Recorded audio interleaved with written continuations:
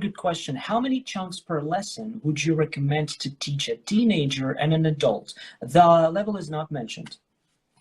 Yeah, I just can remember this phrase of yours and Paul's, like, how long is episode 3? Am I right? Mm-hmm. Yeah, Yeah, this is exactly. exactly the case.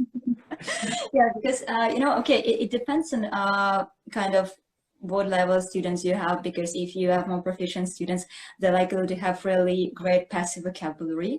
So that's why this chunk might be not completely familiar to them. That's why you might increase the number of items. And also sometimes let's try to understand what a chunk is. A chunk is a piece of language, right? That piece, I mean, some, you know, range of words that often go together.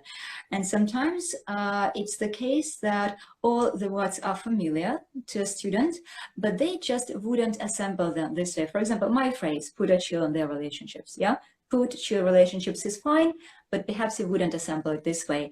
And in this case, when all the words are familiar, but this is just some set phrase, I think the number can be quite big, maybe up to 20 in one class, right?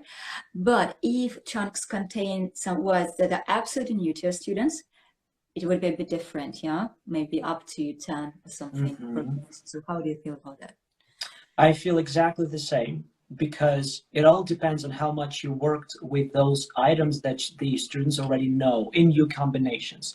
If you really did a deep dive into those, you know, so, well, I would say seemingly obvious words like chill, put, yeah, relationships, then obviously when they meet them in a different context, it gets easier. They just need to remember that they might go together and in what situations, right? So it's no big deal then. When I teach C1 and C2, again, as I said, each episode contains like 20, sometimes 25 items. But again, I make sure that we literally break them down. You know, like literally, they watch it, the episode at home. Then they come into the classroom. Before that, they have a scenes compilation video where they watch expansive contexts, you know? Then we literally try to connect the dots. Like I would ask, for example, we have a phrase to get a handle on something. Yeah, get a handle on something. I would be like, think about that. Get a handle on, like literally envision that in your mind. A handle is this thing. Yeah, if you get a handle on it, it's like you're gripping and then it's in control, right? So metaphorically, it means to just get a grip. Yeah, have a grip on something, to be in control of something. And then we start like thinking where it could be applicable in our lives. I'm trying to get a handle on my sleep because I have been sleepless, for example. Yeah. Yeah, you see, yeah, Paul says less is more. I love this one, by the way. I even have a t-shirt with it. Better 10 items than 30. And yes, exactly. But again, it also depends on how much time you spend with them. When you spend 6 hours and 20 phrases, I think it's like a win-win situation, you know? Exactly. You see? And So, when it comes to, I'm sorry, you go on. no, I'm done. Yeah. Yeah, so what I was just about to say is that, again, it depends on the chunk, right? And if the chunk contains some unfamiliar words, here I have a little, but very, very significant remark, I must say. This is, again, about 10 items. We know that usually a chunk has some, you know, core word, so to speak, some central word, which kind of forms the chunk. For example, put a chill on relationship. I would say that chill is this kind of core word. Yeah, sure. And when the core word is unfamiliar to students, this is what I do in my own practice, in my own courses. I encourage my students first to take a look at the chunk and understand what it means and work on the meaning and use. But then I really want them to work on this word in isolation, right? Because, for example, recently I've had something like, this approach will turbocharge your progress, and turbocharge was the new word. Of course, we focused on the chunk, but then I got my students to work on turbocharge in isolation, just to see how this word works in different contexts, what it means, in what context is more frequent, what kind of register and tone it has. Why I want that is, again, about this thoughtful and conscious approach. I don't want my students to be parrots who repeat these chunks mindlessly, but I want them to understand what this means and in what context it works. And even in quiz that says, I'm sorry, I'm jumping a little bit ahead. No, it's fine. The same goes with Quizlet sets. I usually put a chunk, I mean the whole chunk in the Quizlet set, but then I would have this core word separately in some more contexts, just for students to have this very balanced and multifaceted approach. Okay, you focus on chunks, but you also focus on the meaning of the item you do not know. And you get some more chunks from that. You see, so many chunks. Right?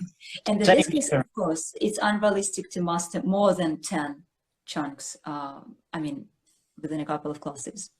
It does depend though. I mean, you know what, when it comes to me, for example, I'm so vocab hungry all the time.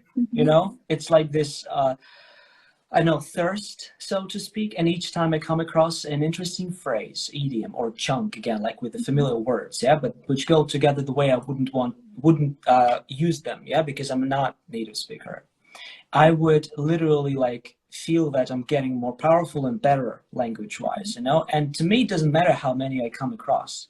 I just like the fact. I do not consider them as something that I need to get over or come to terms with or get a handle on, you know? For me, it's like, wow. Even now, you're teaching us this, put a chill on. I actually didn't know this one before. And now, by the end of the class, see, magic happens. I mean, everyone knows the phrase, right? How great is that? You see, so I couldn't agree with you. I do the same thing with Quizlet, especially again with those who are really ready to get to know, you know, the phrases on a deeper level. Let's put it that way, for sure. By the way, how do you like gaps, gapped senses? Apps, I love them. I could say totally in love with them.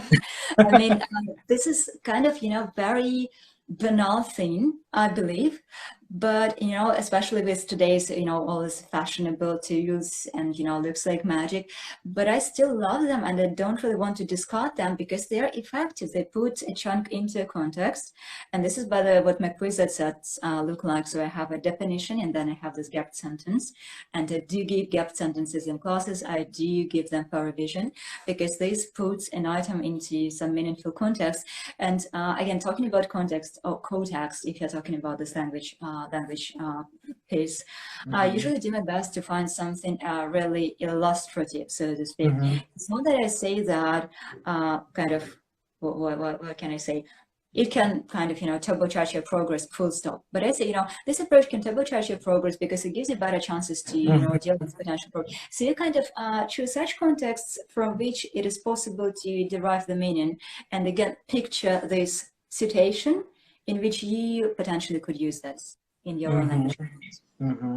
Could